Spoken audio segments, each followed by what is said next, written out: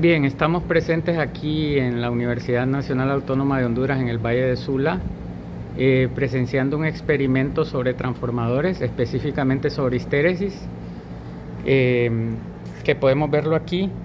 Se hace con un osciloscopio, que podemos verlo acá, un multímetro, un autotransformador variable para poder variar la fuente de voltaje AC, y un circuito resistivo en el primario y resistivo capacitivo en el secundario, un transformador que es el que vamos a evaluar su histéresis, y podemos ver aquí el diagrama que denota la conexión del osciloscopio, el canal 1 que sería nuestro eje X y el canal 2 que sería nuestro eje Y, con una red resistiva capacitiva en el secundario y una resistencia en el primario para poder medir o convertir la corriente en voltaje en una de las entradas del osciloscopio. Acá tenemos al ingeniero. Mucho gusto, mi nombre es Justin Aguilar y para este montaje, este circuito básicamente nos va a ayudar a graficar la intensidad del campo magnético en el primario.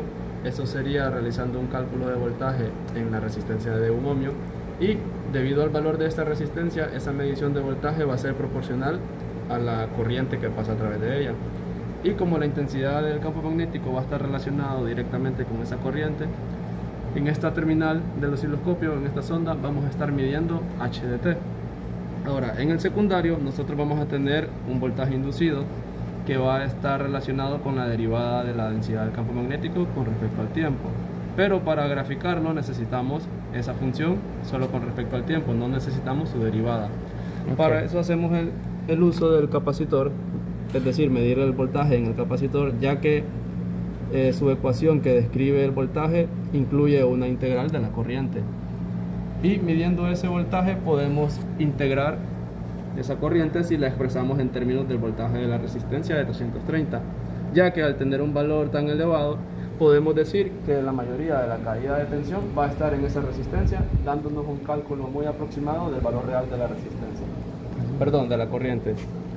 Entonces el osciloscopio lo vamos a utilizar en modo XY, ya que esto nos va a graficar esas dos señales, una en función de la otra, es decir, voltaje versus voltaje, no es la suma ni la resta ni multiplicación. Y debido a que estamos trabajando con corriente alterna, eso nos va a dar la forma del ciclo de histéresis, es decir, la curva cerrada. Entonces, si nosotros alimentamos el circuito con un voltaje de 71.8 voltios, vamos a tener esa forma de la curva de histéresis.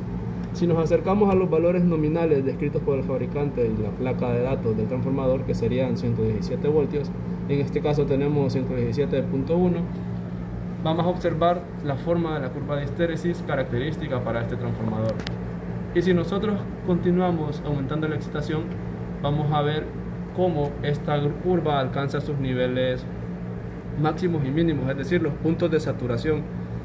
Esto significa que aunque nosotros aumentemos más la excitación con el variador de voltaje, con el autotransformador, los dominios magnéticos de ese material pues ya no van a ser capaces de permitir mayores líneas de campo magnético que lo va a atravesar. Entonces, si ven la forma de la curva, vamos alcanzando unos límites superiores e inferiores que básicamente son los puntos de saturación del material.